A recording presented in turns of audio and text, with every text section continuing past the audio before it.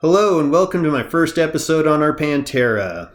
In this episode, I'll be showing you how to get access to the front of the motor, replace the spark plugs, and change the oil. I chose first to get to the front of the motor to check for leaks. But you can see in our photos here, we need to do some cleanup. Now the seats were frozen into place. I had to use some penetrating fluid in order to unseize them. Let that stuff sit overnight because it just would not move at all. You also want to be careful not to break the teeth off the brackets for the forward seat adjustment or the frames themselves. The passenger seat was so frozen in place, even the vinyl was stuck to the vinyl firewall. And it took a lot to get that thing free.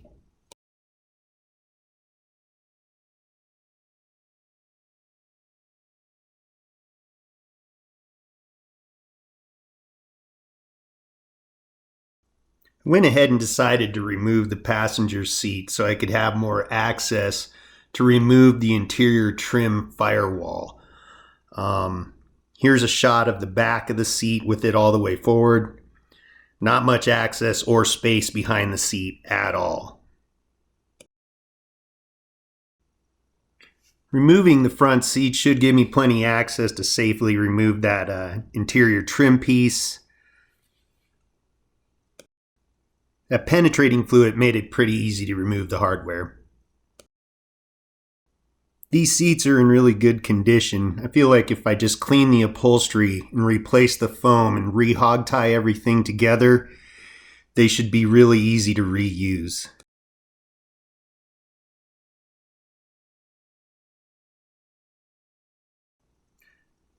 Once the seat's out of the way, you can see that the interior trim piece is held in with oval-headed screws.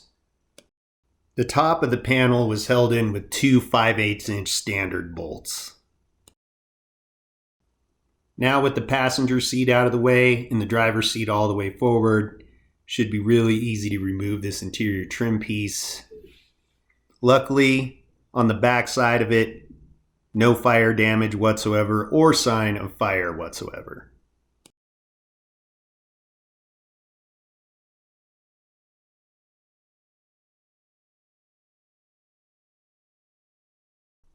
Liberal amounts of silicone were used to seal up the engine cover.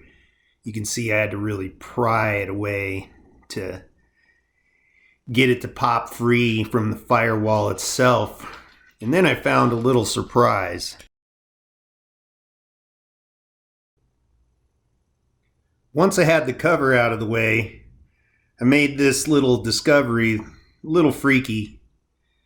Take a look. The nut on the anchor or pivot bolt for the alternator had come completely free and backed all the way out and hit the back of the cover. The cover was the only thing holding that bolt in. If that bolt were any shorter, it probably would have fallen out. I did manage to find the nut. It was wedged between the AC pump and the bracket that holds it in place. In this picture, you can see how dirty the engine is.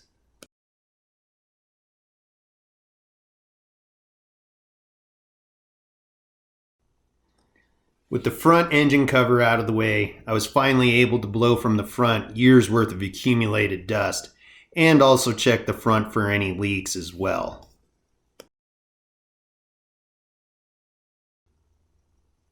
You can just see how dirty this really was.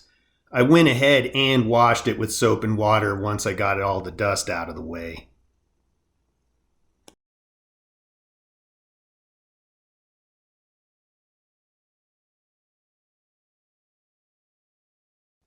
Once I got it clean enough, I popped the distributor cap off and was happy to find a pointless distributor system from Pertronix. Since it was so dirty, I went ahead and decided to crack all the plugs loose, but not remove them all the way, keep them in place so I could at least blow out around them.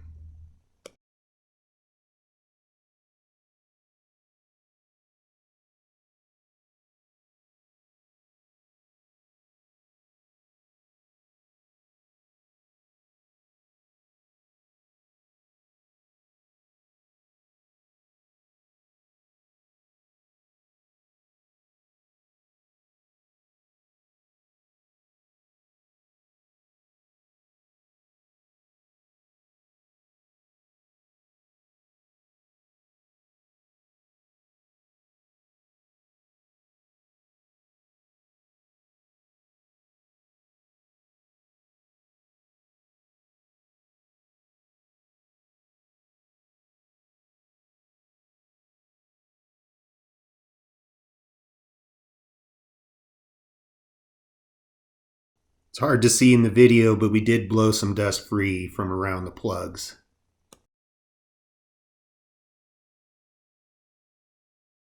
Once it was clean, we went ahead and removed the plugs.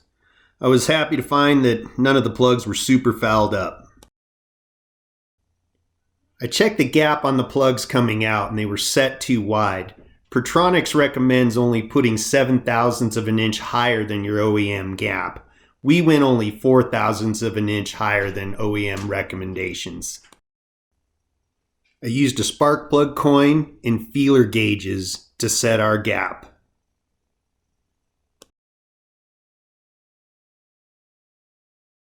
The wires looked like they were just replaced, so I reused them and just applied dielectric grease.